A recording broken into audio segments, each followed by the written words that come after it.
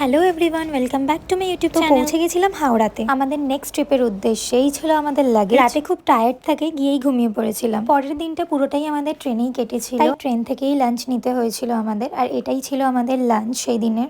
খাওয়ার ইচ্ছে না থাকলেও সেই দিনের জন্য আমাদের এই খাবারটাই খেতে হয়েছিল দুপুরবেলায়। বাট রাত্রে আমরা আর সেই রিস্ক নিইনি, পিৎজা অর্ডার করে খেয়েছিলাম। তার পরের দিন আমরা পৌঁছলাম আহমেদাবাদে। এইবারে আমাদের ট্রিপ ছিল গুজরাট। এটাই ছিল আমাদের লাঞ্চে। গিয়ে যখন দেখলাম পুরো স্টেটটাতেই মাছ মাংস কিচ্ছু পাওয়া যায় না, তাই আহমেদাবাদে গিয়ে ঘুরতে বেরোলাম, যদি রাস্তায় কিছু আমরা পাই।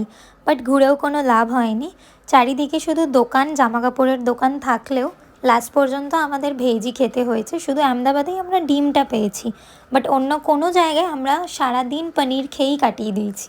আমাদের ট্রিপটা ভালো হলেও খাওয়া দাওয়ার খুবই কষ্ট হয়েছে। এর মধ্যেই হয়ে গেছিল 25 ডিসেম্বর। এভরি ইয়ার 25-এ আমার বোনকে সিক্রেট স্যান্টা কিছু না কিছু গিফট দিয়েই থাকে। তো এবারে ঘুরতে গেছি আর ও গিফট পাবে না, সেটা তো আর হয় না। তাই সেটারও ব্যবস্থা করেই যাওয়া হয়েছিল। আমার বোন গিফটটা পেয়ে খুবই খুশি হয়েছিল। ঠিক এর পরের দিনই আমাদের বেরোনোর ছিল অনেক দূরে, কারণ আমরা যাচ্ছিলাম আহমেদাবাদ থেকে ভুজ। প্রায় 10 থেকে 12 ঘন্টার জার্নি ছিল, তাই একটু রেস্ট নিয়েই বেরিয়ে পড়েছিলাম। এই ছিল আমাদের আউটফিট সেই দিনকার। এর মধ্যেই আমাদের গাড়ি নিচে চলে এসেছিল। এই হলো আমাদের গাড়ি, আর তার মধ্যেই আমরা আমাদের লাগেজ সব নামিয়ে নিয়েছিলাম। এই গাড়িতেই আমাদের 10 দিন পুরো ঘুরতে হয়েছে টানা।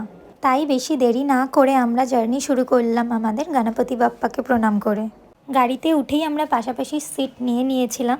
তারপরই আমাদের পেয়ে গেছিলো খিদে, তাই জন্য ব্রেকফাস্টের জন্য দাঁড়ালাম একটা ধাবাতে। ব্রেকফাস্ট করে এনার্জি গেইন করে তারপরে আবার চললাম। আর এই হলো একটা ছোট্ট পুচকি সোনা, যে আমাদের পেছন একদমই ছাড়ছিল না। তারপরই আমরা পৌঁছে গেছিলাম মোধেরা সান টেম্পেলে। টেম্পেলের সৌন্দর্য দেখে আমরা প্রত্যেকেই মুগ্ধ হলাম। খুব সুন্দর কারুকার্য দিয়ে চারিদিকটি সাজানো ছিল। এরপরে নেক্সট স্পট ছিল আমাদের রানী কি ভাভ। যাওয়ার পথে গুজরাটের প্রাকৃতিক সৌন্দর্য বেশ ভালোই লাগছিল। তারপর লাঞ্চ করে এই কচিকাচারা খেলতে লেগে গেল। যেহেতু আমরা পূর্ব থেকে সুদূর পশ্চিমে গেছিলাম, তাই জন্য সেখানে সূর্য অস্ত যেতে বেশ দেরিই হয়, প্রায় 6টা থেকে 7টা বেজেই যায়। এর মধ্যেই পৌঁছে গেছিলাম আমরা নেক্সট ডেস্টিনেশন রানী কি ভাভে। এটা হলো আমরা যে 100 টাকার নোটটা ইউজ করি, তার পেছনে যে ছবিটি থাকে সেটাই আমরা একদম সামনে থেকে দেখেছি, আর সেটা গুজরাটেই অবস্থিত। গুজরাটে প্রত্যেকটি জায়গার অন্তরালে কিছু না কিছু ইতিহাস লুকিয়েই আছে, আর যেই ইতিহাস আমরা এতদিন বইতে পড়ে এসেছি সেটা সামনে দেখতে বেশ ভালোই লাগছিল। সেই দিনের মতন ঘোরা আমাদের শেষ হয়েছিল, আর গাড়িতে সবাই হই হই করতে পৌঁছে গেছিলাম আমাদের হোটেলে। ভুজে আমরা যেখানে স্টে করেছিলাম সেটা হলো ইন্ডিয়া পাকিস্তানের বর্ডারের খুবই সামনে। সেখানে নর্মাল জনবসতি খুবই কম ছিল। আমরা যদি ভারতের ম্যাপ দেখি, ম্যাপের পশ্চিম দিকে তারপরে আর কিছু নেই। আর সেখানেই আমরা 2 রাত কাটিয়েছি।